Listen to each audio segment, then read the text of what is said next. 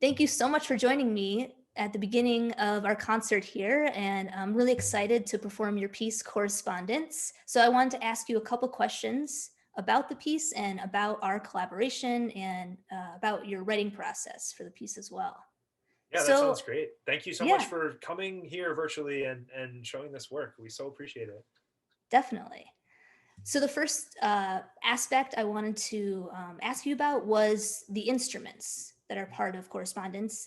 And can you discuss your instrument choices, the woods, the metals, and the drum set elements, Mhm. and also the sort of way that you're giving some of this choice to the performer, and how that collaboration, even like remotely, since people are going to play the piece that you maybe haven't worked with, how that played into your decision. Yeah, sure, sure. I mean, these are really good questions. So the idiosyncratic instrumentation of this piece is a ride cymbal, snare drum, kick drum, and then on a tabletop you've got woods and metals that are sort of graded in pitch, but the pitches aren't specified in any way. So you just have low to high wood, low to high metal, and how they're interweaved and everything. Um, yeah, so in the past I've written for junk percussion or found percussion a bunch, and I've always been struck by the goodwill and creativity of people in the percussion community and how willing they are to work with you on a particular kind of sound, a particular kind of mallet. Or, I mean, you can talk to people about mallets for a really, really long time, which I think is incredible. So, the more that I've yielded kind of sonic turf to my percussionist collaborators, the better things have generally gone for me. In this case, I knew that up close and personal because I went to piece my own version of this ensemble together at Home Depot, and I was so excited. And I came home and I started playing it, and it was so uninspired. It just wasn't the right stuff. And I had a kind of newfound appreciation for how a percussionist might approach that curation of sound. I'm also thinking a lot in my work lately about how I can yield space more, and how a score or set of instructions can inspire a performer or can sort of restrain a performer. And I want to be on the side of inspiration more than I want to be on the side of I have this perfect thing in my head that you now need to realize. I'm trying to work against that impulse to the extent that I can for so many reasons. I mean, we're just at a point in history right now where we're thinking a lot about fairness, equity, justice, and even down to things like, do you get to pick the mallet? I think it matters. And so I'm trying to give, or rather trying to be aware of my own agency, where it ought to end, and where others' agency can actually make things better sonically and more broadly.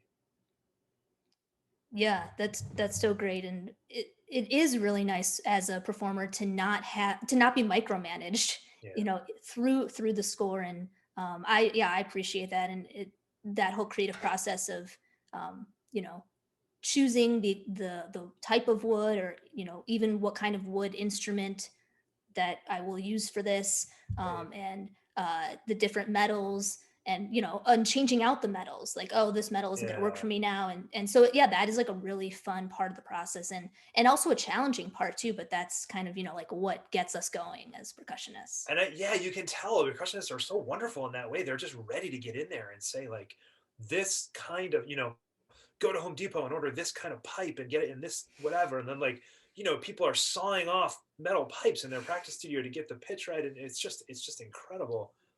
Also, the voice, the timbre of everybody's voice that's going to play this is really different. And so if you think like a mixing engineer, you're not going to put the same EQ on a piano or something for my voice as for your voice. So why should the instruments not also make room for the voice? And why should you not also be sort of accentuating the way that your voice, speaking voice, lays in this piece versus what turf or territory the instruments are taking up, even in the frequency domain or in terms of timbre? I think that's really important. If somebody's going to get inside that and say, for my voice, I should use this woodblock, like, far be it for me to get in the way of that. Yeah, totally. Yeah. What about the drum set elements? Why were those included? Was it just because of the grooviness of the piece? And I know you're a drummer as well, so Yeah. yeah, if you could talk a little bit about that. I think that I only write for drum set, even if I'm writing for something else. It's just so hardwired into what I do, and ideas of independence and ideas of what sort of timbral and registral world, what sort of things you can do inside particular timbral and registral worlds. I think about this all the time. So I think I'm always thinking about the drum set and how high frequency brittle information can happen a lot more often and with a lot more spatialization than something down the middle, and that's supposed to be very bodily and felt more than heard. So I'm always thinking about drum set. It's like my home base. But more broadly, this is a piece that's very personal. It's about me and my relationship with my father. My father, who drove me to drum lessons like 45 minutes away from home and sat in the car for 2 hours because my teacher always gave me extra time, and then drove me 45 minutes back home after he had a 2 hour commute. I mean, this was like, the drum set's really important to me in a kind of biographical way. So it makes a lot of sense to me to have it in the piece in terms of our conversation, in terms of the conversation I'm having with my father in the course of this piece. The only way to make it more personal would be to have somebody else playing the piano really, really well while I was like jamming at the drum set, because he's a wonderful pianist too. But that felt like a little bit of a big ask. You know what I mean? Like a drum set and Steinway all at the same time. Well, so your story about your drum set teacher really hits home. We've never actually talked about this. So my first percussion drum teacher actually was someone maybe similar. He like went over on the lesson time. He was like really passionate, and so Yeah, that's like why I wanted to go into percussion, why I wanted to go into music. He was like the first teacher that I had, in general, like any teacher, not just music, yeah, but any person that like really showed me just yeah, so much passion in his work, and right. was just someone that was just like excited about life. That's And so great. yeah, Yeah, and so yeah, I feel that too. And so yeah, I wanted to next go into more along the lines of the text, which yeah, is you sure. mentioned your father, and so Yeah, could you explain? I know it's in the program notes, but in case people aren't seeing those right now, could you explain a little bit of the background of the text and sure. how the role of the performer's speaking voice kind of goes with the piece? Yeah, Yeah, yeah, sure, sure. So there's a very kind of personal thing happening in this text. Obviously, it's a very specific conversation, or references to very specific conversations between me and my dad, and like really specific embedded images and ideas that are not in any way, universal on their face, because like not everybody's grandfather had a poster of Mussolini in the basement, right? Like that's like a very specific thing.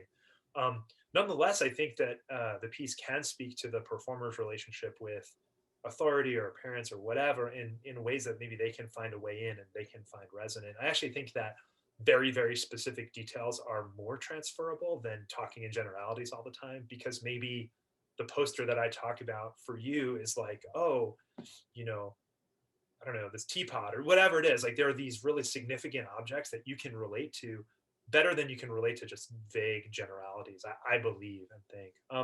One of the things that I don't even know if we talked about this, Abby, the backstory to some of this writing is that I started this essay project with my dad called the Reconciliation Project. Have we ever even talked about this? I can't remember if I we've knew that gone it into came it. from a group of essays, but I don't think we talked Yeah. specifically about the project. Yeah, so they were very politically minded essays. It was like 2000, maybe 8 or something. I don't remember exactly the year, but my dad and I had really come to blows over political, not actual blows, but we tangled a lot over sort of political differences. My brother was a Marine. He went to Iraq, and like I'm at anti-war protests, and my brother's in. I mean, very strange things are happening in terms of how this all locks together in my family. Um, and I really felt like we could find common ground if we worked at it together. And so we would write these essays back and forth about how we were reading the news, what we were seeing in particular kinds of events. And we definitely found a lot that we had in common. And it became a very, I think, very beautiful kind of affectionate document between the two of us. And then something happened that would unite us completely, which is the election of 2016. And we were both like, oh, what is going on? And so the piece talks about how that's what it took to bring us together. Um, and it has this very queasy relationship to that particular event and the ways in which that event was galvanizing for relationships, but also fraught for some other relationships. And so that's the whole sort of like backstory and picture of what's happening in the text. And when I say I guess we wound up on the same side. You know, it's this sort of like, well, I guess in the face of this, we can agree. You know, although in the last 4 years, it's our positions are getting to be pretty indistinguishable at this point. I mean, it did the essay did the work that I hoped that it would do. It brought us to a shared understanding and made us realize that we're way more alike than we are different. Yeah. Which is not something I believe of everybody, by the way. I Yeah. don't think it's a platitude that can be applied all the time. Like, we're more alike than different. I think sometimes we're different, you know. But in this case, we found a lot of common ground. I think this piece was maybe the text of this piece was written maybe now a couple years ago or so. And so it's a dynamic relationship, and things have changed even since then for the better, in my view. Yeah. Great. Yeah. Have you used this or some of those essays in other pieces? Or is this the first time that you've? This is the first time that I've referenced them. So this is not an essay that I wrote to my dad. This is separate from the project, but this is text that is about that writing project. And this is one of the most on the nose and coherent texts that I've set in a really long time. If you look at other pieces that I have speaking or sung text in, they're a lot more evocative of sort of like quotidian imagery, and it's a little bit more cryptic and less on the nose. But this is very much like here's what happened, here's how we feel about it, here's the past, here's the backstory. So it is different, very different in that way, and it's spoken rather than sung, which is something I've only ever done myself. I've never written a piece for someone else to talk before. Oh, wow. And oh my gosh, the first draft of this, which I wrote on a train between, I think, I took this train ride somehow between Princeton and Ramapo, New Jersey, or bus ride or something. I mean, it was like the most epic trip ever. And I started drafting this piece, and it was awful. Like, the text that I was doing, it was like rhymey, and I mean, it was just like, oh. So I'm glad that I got off that tangent and onto this. Or I could have wrapped it. Well, that's where it was going. I mean, it was very close to that. And, you know, there's something that's really, really, I mean, I love rap music. And I'm me writing a rap for you to do in concert is like, we could talk about that for a long time in terms of you know, the potential. So we'll call it that. Okay. I had another voice question here. So throughout our time working together, like emails back and forth, we had talked about the voice part sounding as natural as possible. And that's something that I also really work on myself. And I think it's partly because of the pieces I choose to play. Like, there's some pieces in the percussion voice repertoire that you're not necessarily supposed to sound like you're having a conversation, or that, you know, it's not necessarily supposed to be like very natural speaking voices, but that was something that you had wanted. And then something else I'm remembering now is there were certain parts where it was okay that the voice wasn't going to be fully heard, like because like the cymbals were going to come in over the top of it, and also it's the instrumentation. It's kind of like the balance that you were mentioning before of if someone's at a mixer for this piece, like my voice is going to kind of be underneath some of the percussion at times, and sometimes it's going to be over, you know, you're going to hear it more, and to not like speak louder, to not like scream through it, to just be talking naturally. So I wanted you to talk a little bit more about that. And then also sort of working through notating the piece, because I think you had just mentioned that this was the first time that you had written a piece where someone was speaking versus singing text. And so how to get through that process of notating spoken text. Yeah, sure. These are really great questions. Sorry, that was like two or three questions there. It was a mega question, but I'm going to give you a super answer as a result. So first of all, there's a real antagonism between notating actual rhythms and then telling somebody to speak naturally. And yes, that is a problem to solve in this piece.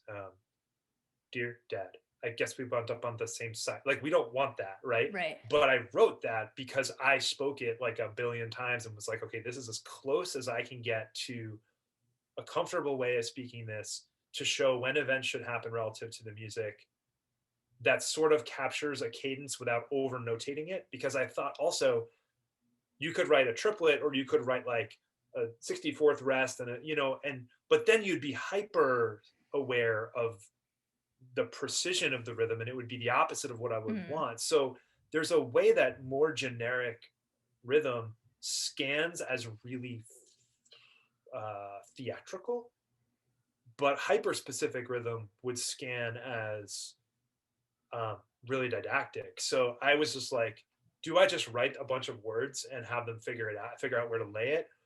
But I thought, no, I do. This is my cadence. This is where I lay things, and that might be helpful as a guide. But I want the performers to feel like they have agency to stray from that. But the most important thing, I think, is a comfortable speaking of the text versus a postured one.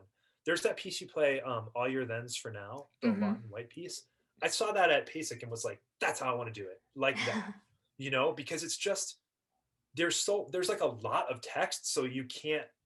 I don't know how to say this. Like it's sort of, I don't know how that piece is notated, first of all, but it just comes off as like exactly the right way Hmm. to speak at a concert, for my taste and interests.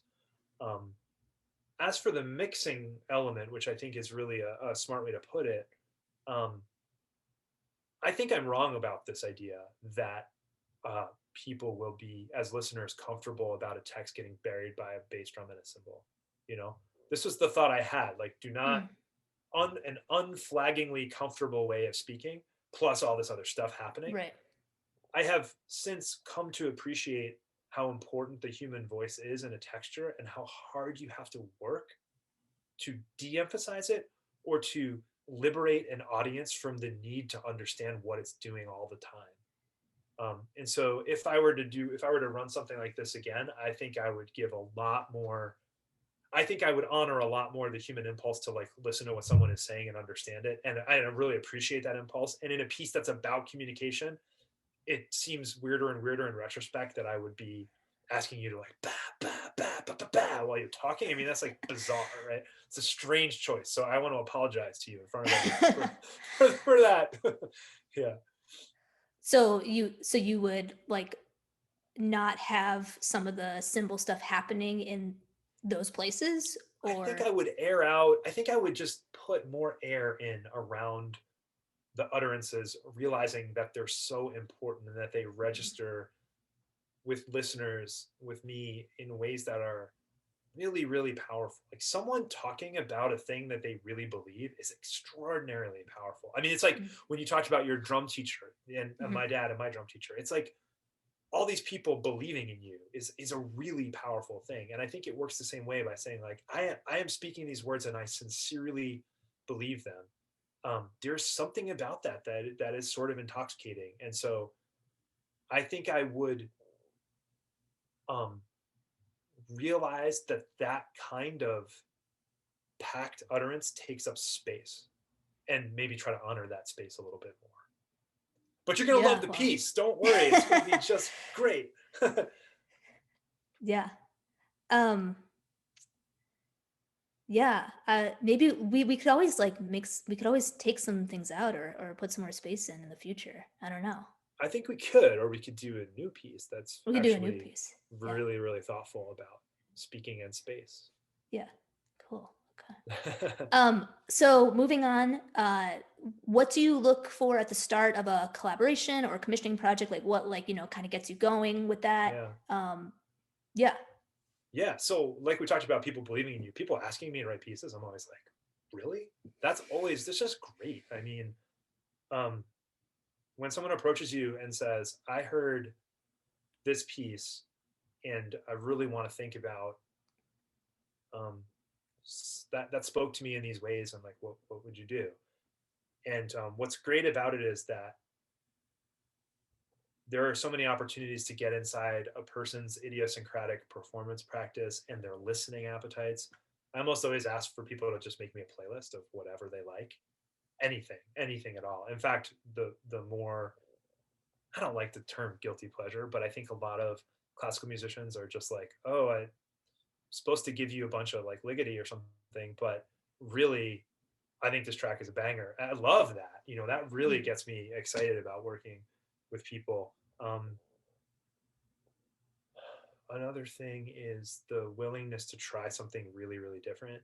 Um, and usually now when people approach me, it's because they've heard some kind of off the wall thing, and they're like, I want to play the keyboard and the and a bassoon and like a kick drum, and I'm just like, we're gonna do this, you know. So the willingness to be, I think, like what's the word, like corporeally generous, like physiologically generous. I'm gonna learn some new things. That's always really, really wonderful for me too. And also, I tend to be friends with my collaborators, and it tends to come out of relationships that are bigger than um, here's some money, you give me the piece of Mhm. paper with the notes on it, you know. And then Yeah. I love that too, because I didn't really get into this knowing how significant it would be for me personally to make connections with other human beings that love music, but it becomes the most sustaining thing about it. Yeah. Yeah. I mean, I've appreciated our relationship through this piece so much. Like, Yeah, sending emails back and forth and like yeah, figuring different things out. And it has been it was so much more of a collaboration than just, you handing me a piece at the end of the day and, yeah, me right, figuring it out on my own. Like that is the beauty of it. And that is what, makes it so enjoyable and, why I want to do this, like why I want to, you know, be a yeah, percussionist and yeah. collaborating with people is the joy of it. I remember one summer I was like having lunch. It was in Princeton because I was working at the So Percussion Summer Institute, and I was walking back to the music building, and I got a note from you that had a video attached of like your first run throughs of this, and I was just like, yes, it was so exciting to see this, like to see this come to life, especially a piece that for me is really a risk. I mean, it's really a vulnerable thing. Not only is the text really vulnerable, but then you sort of like smash through it with all this other stuff. So like there's all these levels at which it's sort of like a queasy thing. And for somebody to say, like, I believe in this and I'm gonna learn how to do this thing, it's just like the most moving, meaningful thing. Right? I mean, this isn't like snare drum rudiments. Like you're doing a ton of weird, idiosyncratic stuff that you probably haven't done, as much as played Radamucues or whatever. Do you know what I mean? Like, so it's really, is that a thing? By the way, I think it's Yeah, that's right. okay. Great. Yeah. Sometimes I make up rudiment names, and I never know if I'm actually being accurate. But yeah, so that kind of you know, everybody all together being like, "Did you hear that? That was cool. That's like that's what I want to be doing." Mm. And that's the thing that gets me most excited about collaboration is just sort of like, I imagine the metaphors being somewhere and like elbowing somebody and being like, "Did you see that?" And everybody doing that in a big grand human chain makes me super happy. Well, thank you so much for joining me in our interview here, and I'm really excited for everyone to see your piece. Thanks, Abby. Thanks for being with us. Oh, okay, I'm gonna pause. So do I press the pause button or press the stop I think recording either button? one is fine because you're not going to restart it, right? Right. So Okay, if you I'm gonna press stop, press I think it stop.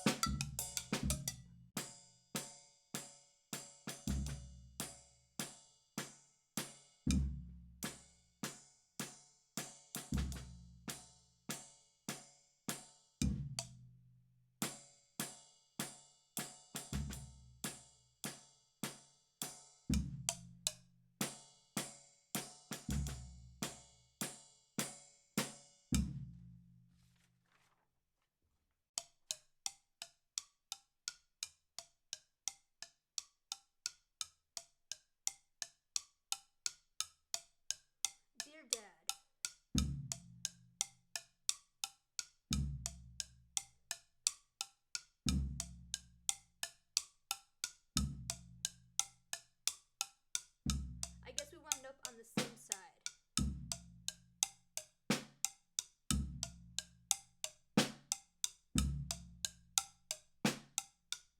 It only took total disaster.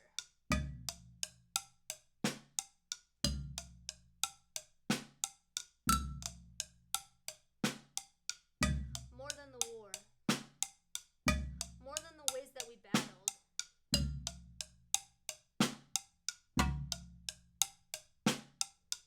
I remember we called a truce.